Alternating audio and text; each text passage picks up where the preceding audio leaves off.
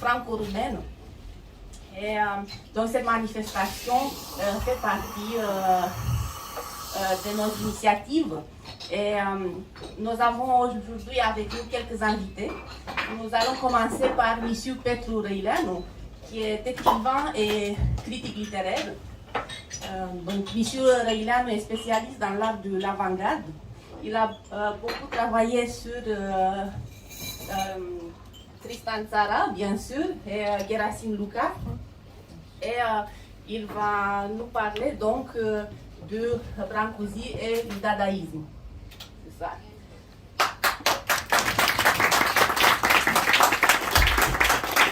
Bonsoir. Merci aux organisateurs pour cette invitation. Et je trouve que c'est très sympathique de se retrouver dans cette ambiance un peu atypique quand on parle de l'art, mais pourquoi pas, bien sûr. Je dirais dans une ambiance rock pour parler de Dada. Pour parler de Dada, Brancusi ou Brancusi comme on l'appelait en France, et Dada. Vous avez dit peut-être ceux qui connaissent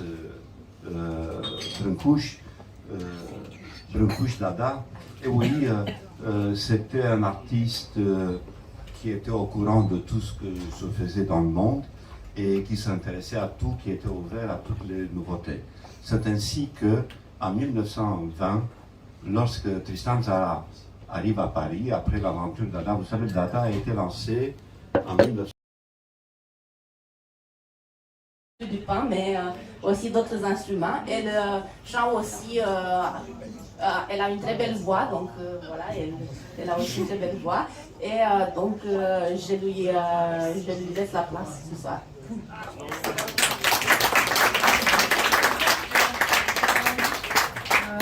Bonsoir mesdames et messieurs, je voudrais que je parle si bien français que mes amis.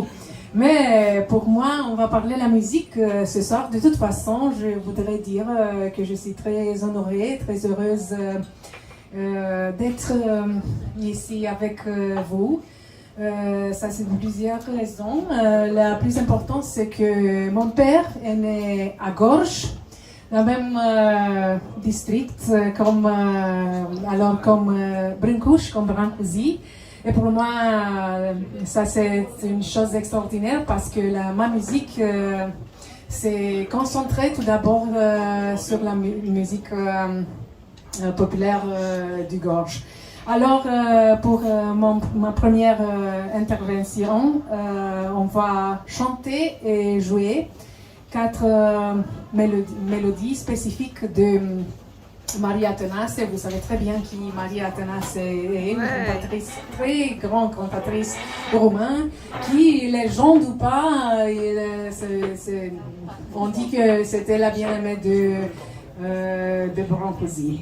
Alors, merci Raluca pour la présentation et bienvenue à tous. Merci. Tu n'es pas un ange, ne crois pas que ça me dérange. Jour et nuit je pense à toi, tu te souviens de moi, que ça t'arrange. Et quand revient le matin, tu t'endors sur mon chagrin. Johnny, tu n'es pas un ange. Johnny, Johnny, si tu étais plus galant. Johnny, Johnny, je t'aimerai toujours autant. Johnny, tu n'es pas un ange. Entre nous, qu'est-ce que ça change? L'homme saura toujours trouver toutes les femmes du monde entier pour lui chanter ses louanges. Depuis qu'on sera lassé, ils seront vite oubliés. Johnny, tu n'es pas un ange. Johnny, Johnny, depuis qu'on le monde est né. Johnny, Johnny, il faut tout vous pardonner. Sani e cuzurgălăi, frumoși sunt căluții tăi, dar mai frumoși sunt ai mei, că le dau apă cu miei și-s zboară ca niște smei. Mai frumoasă-i mândra mea, diseară mă duc la ea să-mi iei cu zurgălăi.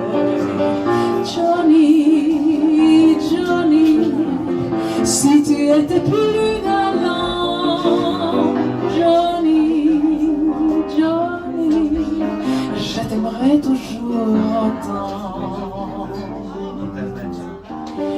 Mai frumoasă-i mândra mea, diseară mă duc la ea. Obosit și plin de apă mă duc la ea, că mi-e dragă să-mi iei cu zurgălăi. Obosit cum oi putea, diseară mă duc la ea, să-mi iei cu zurgălăi. Johnny, Johnny, si tu étais plus galant, Johnny, Johnny, je t'aimerais toujours autant.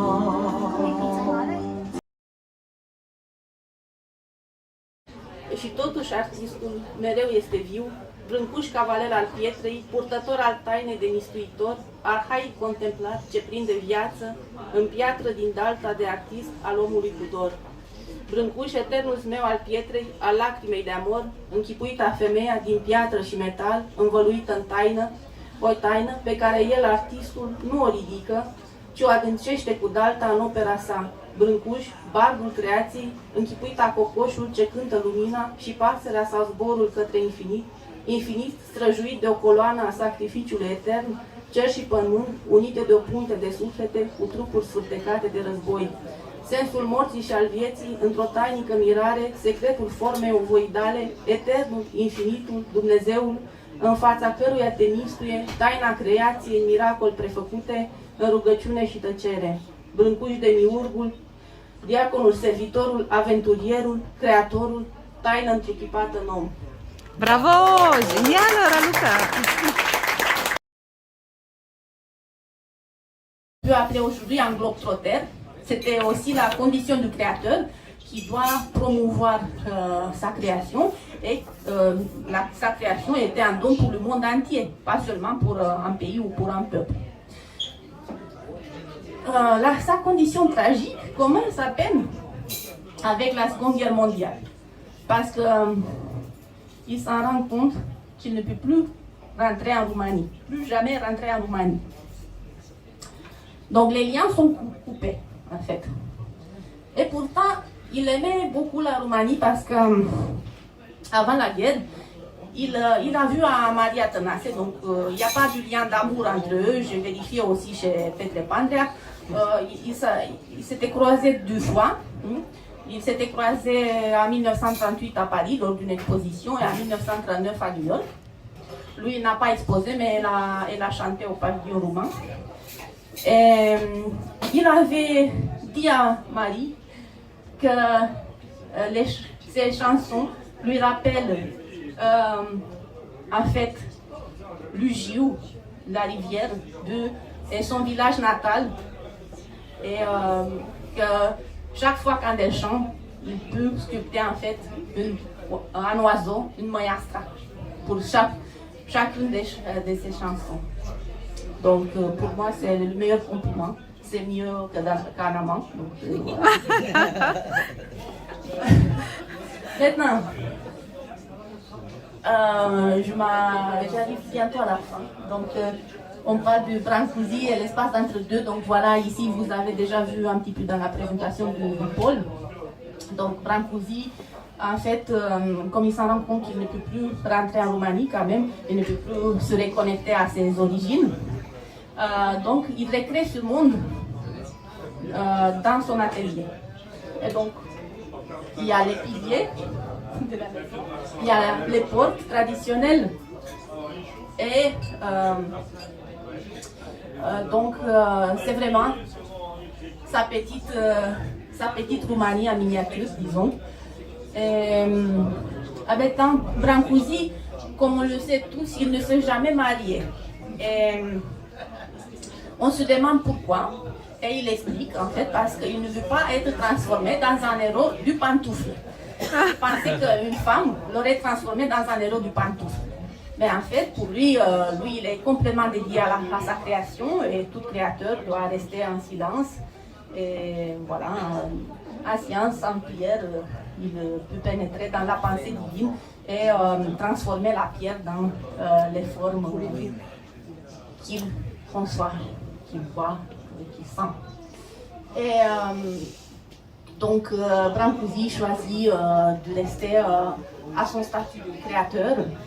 Mais pour Brancusi, on peut parler d'un éternel retour. Il voyage toujours entre plusieurs mondes, entre la France et la Roumanie, même les États-Unis, entre le sacré et le profane. Et il est toujours en quête de sens, il est toujours en train de se dépasser lui-même. C'est pour ça qu'il fait autant d'oiseaux, autant de colonnes, etc. Il est toujours dans la posture du donateur, c'est lui qui donne au monde ce qu'il a reçu à travers ses ancêtres, à travers les origines archaïques du monde entier. Parce que Michel Elian, justement, quand il parle de l'œuvre de Brancusi, il parle de cette unité qu'on avait tous dans le monde archaïque. Donc, et du fait qu'à travers ces œuvres, on peut retrouver aussi cette unité avec le monde entier. Et donc, voilà, c'est ce que j'ai voulu vous dire aujourd'hui. L'œuvre de Brancusi, elle est universelle. Brancusi est roumain, mais il est en même temps universel. Et je crois qu'on est tous liés par son œuvre et par sa vie aussi, qu'il nous a en fait donné à nous tous. Merci, bravo.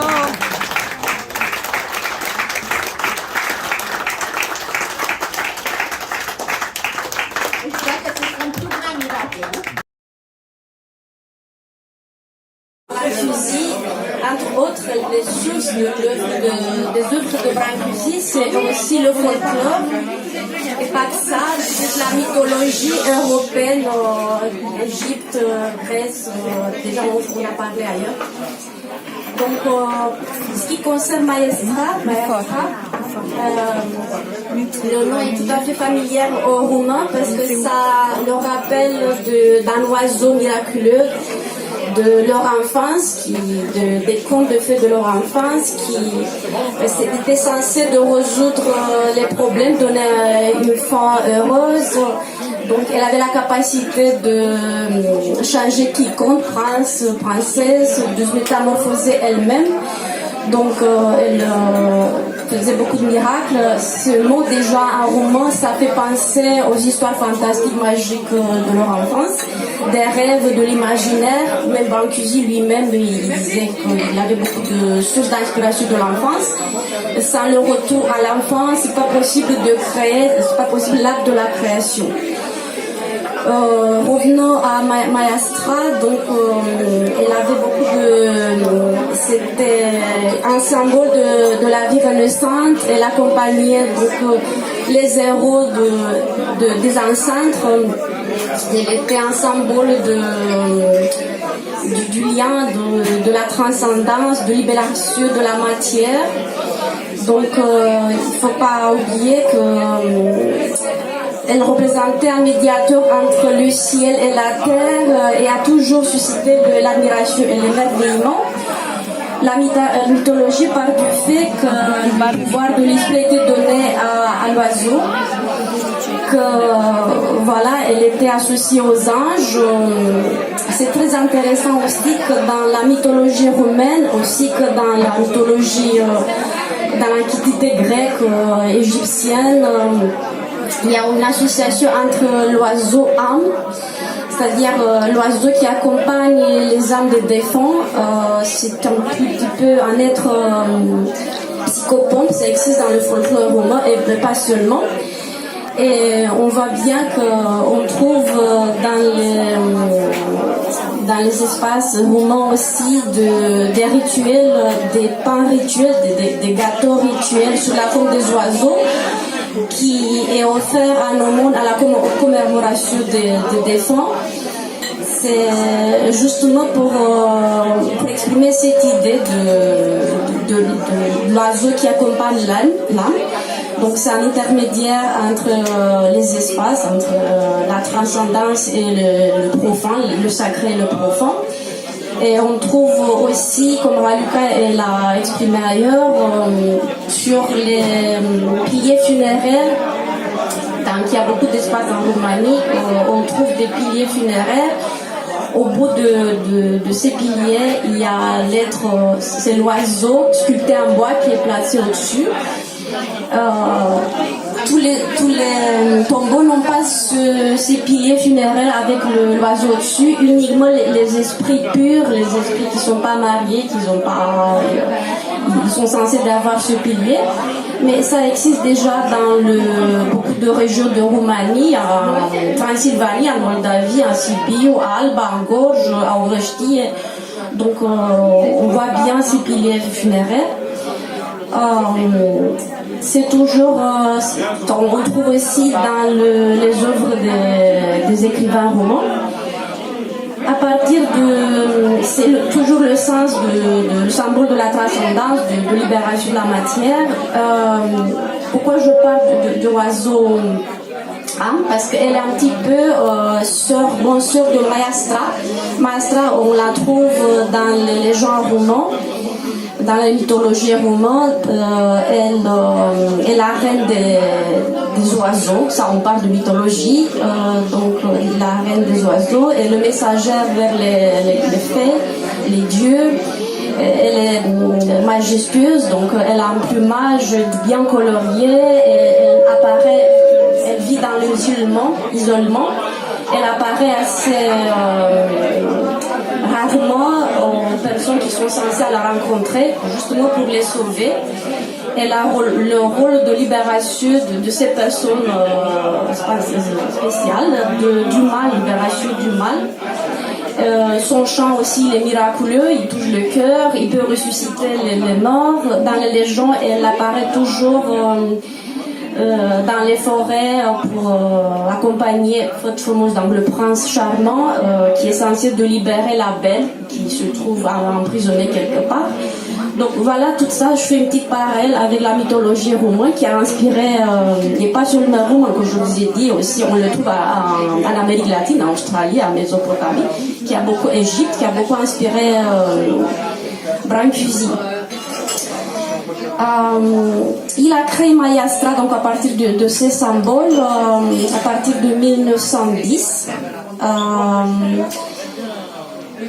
C'est intéressant, il a participé, il y a un épisode qui a été témoigné à plusieurs reprises, qu'en 1912, il a, avec Marcel Duchamp, son ami qui l'a accompagné presque pendant sa carrière, et Fernand Léger, il a visité au Grand Palais le salon des indépendants.